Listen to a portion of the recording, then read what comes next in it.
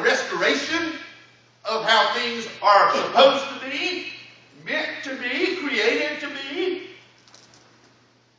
If you have your life in Christ Jesus, if you are hidden in Him, you have no expectation of dying.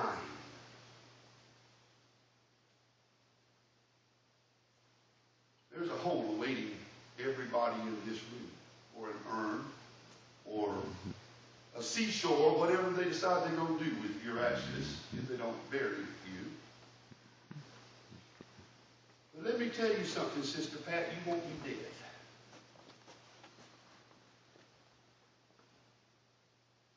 And that ought to be the greatest comfort in the world to you and any other Christian.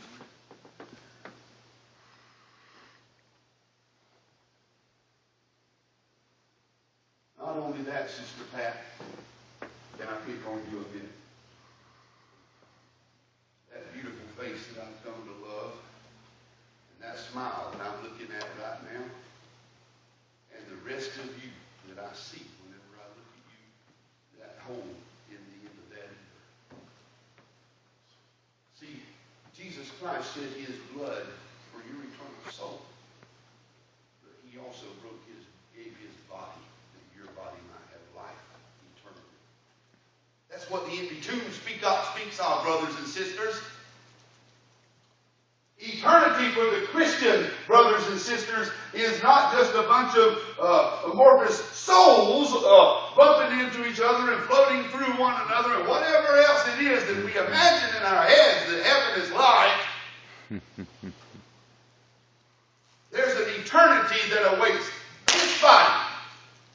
And I can slap that meat in eternity just as surely and soundly as I just left it, which I'm not going to do it again. It hurt. Well, it hurt the second time. Brothers and sisters, this corrupted flesh that was born corrupted, that was born defiled, that was created defiled, brought forth defiled, in sin did my mother conceive me, is not talking about the act of sex, it's talking about the result of it. This flesh that sin has infected and infested and worked its death work on, this flesh is going to be made perfect and incorruptible and incapable of doing any wrong or ever again defiling the holy name of God Almighty. God, I love you, Billy. Death. I don't like talking about death, brothers and sisters. I really don't. But we deal with it, don't we? True. It's not the natural order of things, it's an interruption of things. Isn't it, Becky? It's not natural. It's an interruption. It interrupts and invades our lives and our homes and our families and our plans and our hopes and our dreams.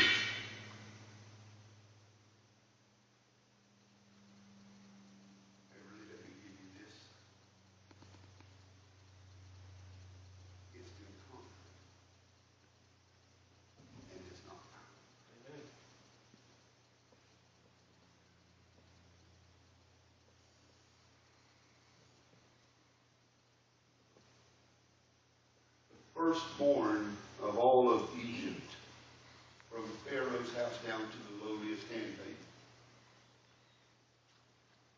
The firstborn were going to become a problem with death. I hear some Christians, particularly non-Christians, but some Christians, there are accusations of unfairness. I shudder to think how highly you must think of yourself to accuse God of being unfair. You need to be on the Supreme Court if you're that good. Or the White House. As a matter of fact, you probably need to be in the White House. Preach on, brother. Give me your name and I'll write you in next election. If you are in the place where you can accuse God of being unfair.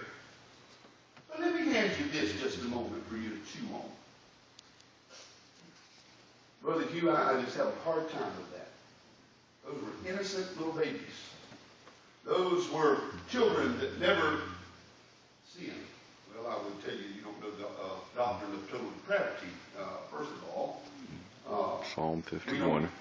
We're not sinners because we sin. We sin because we're sinners. And so I would tell you, no, they weren't born innocent in the respect that you mean innocent. Psalm Secondly, 51. I would ask you to think back to something that we celebrated here this morning. Sacrifices that have been made in the name of freedom for this country. You enjoy those freedoms that you have, don't you? Would you like to tell me this morning that not one baby has died as a result of our fight for freedom? Would you have me believe that? Would you like to have me swallow that? Matt Dillon was a hero too.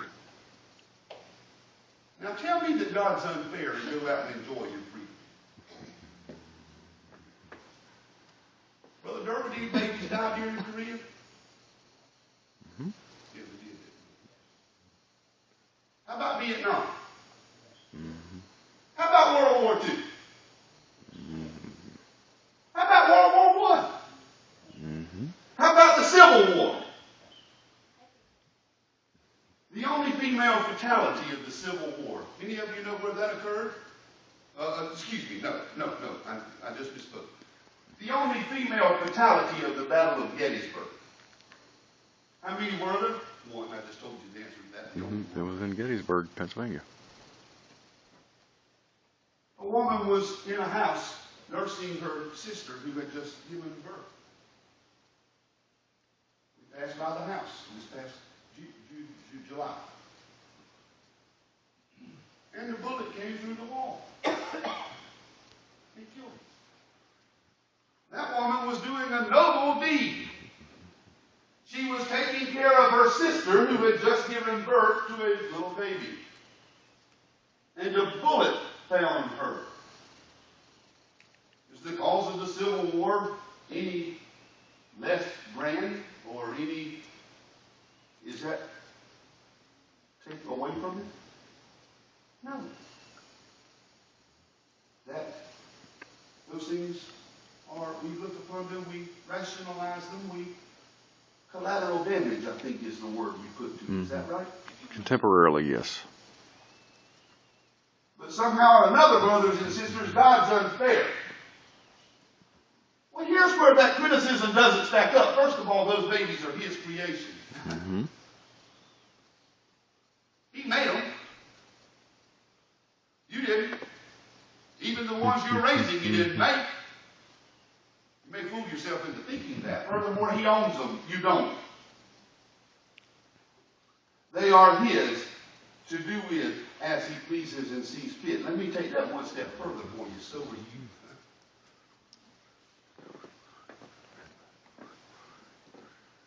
We make our plans. We draw out our calendars. We think of what we're going to do. We get excited about this and that and the other, and that's all well and good. But brothers and sisters, we forget and we leave God totally out of the equation, don't we? Mm-hmm. I guarantee you there's hardly a family in here that doesn't already have plans for Christmas. What you going to be doing, where you going to be Christmas Day, what part of the family you going to be eating with, and probably what you going to be cooking. Let me tell you something, brothers and sisters. God may not see fit to allow you to be here Christmas Day. Well, that hardly sounds fair. I was all depressed last Christmas. I was looking forward to this one.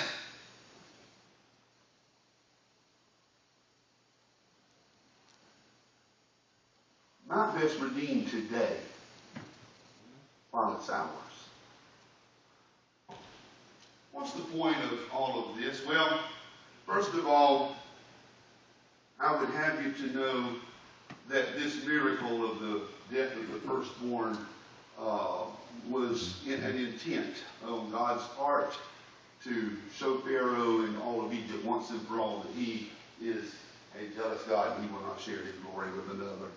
Seeing, we've talked about this before, Pharaoh saw himself and all of Egypt saw him, his subjects saw him. At least if they didn't, they better not make it known. They would do so to their own detriment. That he was God, little g, God. He was the son of Ra, or Re, R-E. And interestingly enough, who was supposed to have been Pharaoh's godmother? Anybody know? Isis? No. And actually, buddy, that might be one of the names. Osiris, but I don't think that's the same as Isis. I think Osiris was different. Matter of fact, I'm pretty sure it was. Osiris was his godmother, little g again. Pharaoh was to be seen as being the offspring of both of these. Somebody tell me what Osiris was the goddess of. Death. She was the goddess of death.